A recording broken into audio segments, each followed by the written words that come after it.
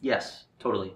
The type of music changes depending on the cognitive load. So if I'm doing a lot of complicated three-dimensional drawing, by which I mean I'm inventing objects with like 3D thinking and not using reference, then I really can't I can't listen to anything, and I'll just have to put in silence. If I even hear like someone walking upstairs from my studio, I'll put in AirPods that are just blocking sound but not playing anything.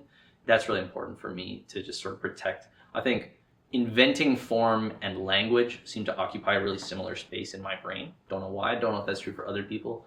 But most of the time when I'm like rendering a piece or finishing a piece or kind of coasting along after the hard part's done, yeah, you need to bring in a little energy. And I used to feel almost embarrassed about that. Like I should be working harder. I should be pushing. But I've learned to just go with the flow. There's so many different, sometimes I'll even go, oh, you know what I need is to actually chat with somebody. This part's boring. And then I'll call up one of my illustrator friends and be like, hey, do you want to just draw and paint together and talk? And so we'll do like a shared Discord call, and we're both just painting. We're not screen sharing. And the talk is just like two subconsciouses just fusing. Like if someone could hear this conversation, it would sound so insane. So you want to do that with people you trust, because you have to both be willing to be like, you know what I just said is insane, but I don't mean it, but it was just my subconscious talking, right? And then the other person's like, I'm aware. I'm in the same spot. So yeah, there's all kinds of things you need, but definitely music. I love music. Speechless? They've seen these videos, right? I can talk all day.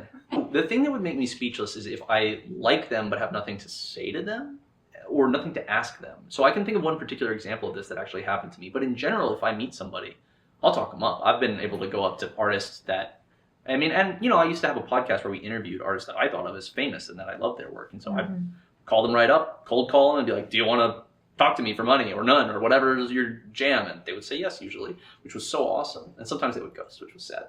But this one time I was at a LuxCon, and an artist whose work I love, John Harris, and who, I've listened to him speak in interviews, and I think he's just got a great mind, and I love his work, and it's nothing like mine. There's nothing I can take from it. I'm not trying to be him. I'm not trying to make work like his or fill his niche in the industry. And he was at a LuxCon, and I was at a LuxCon, and I like walked up near his booth and looked at all the art and listened to what he had to say to other people, but like I couldn't think of anything to say that wasn't just, hey, I really like you, as a whole package. I think you're great. That seems almost patronizing. So instead and I remember one of my friends was like bullying me, like, dude, go talk to this guy. You love his work.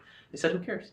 That has nothing to do with this. Like, it won't change how much I love the work. It won't change how much I like him. It'll just be a weird thing I remember where I didn't have anything to say.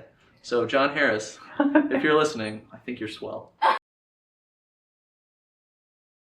Human faces. So easy.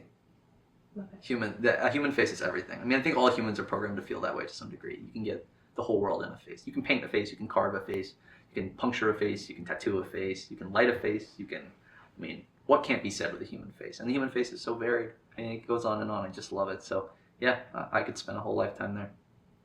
Beautiful. Poppy! It's not feeling good today.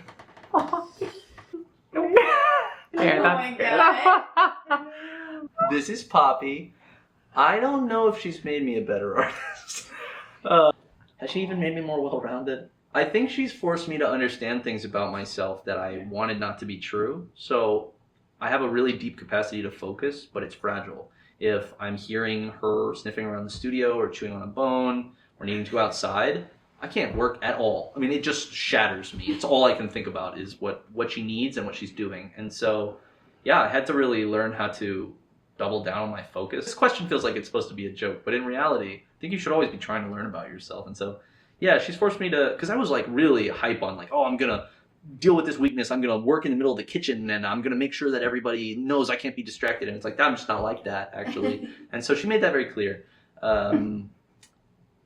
And also she makes sure I get sun in the morning, because I take her out every morning and we go on a walk, and going on walks and getting sun in your eyeballs first thing in the morning is just really important. So yeah, she's had her moments, but at the end of the day, I just think she's super duper cute, and that's enough. Oh, my freestyling skills have increased a lot because I will sort of rap from Poppy's point of view. That's important. Poppy. Good girl. Yeah, you are.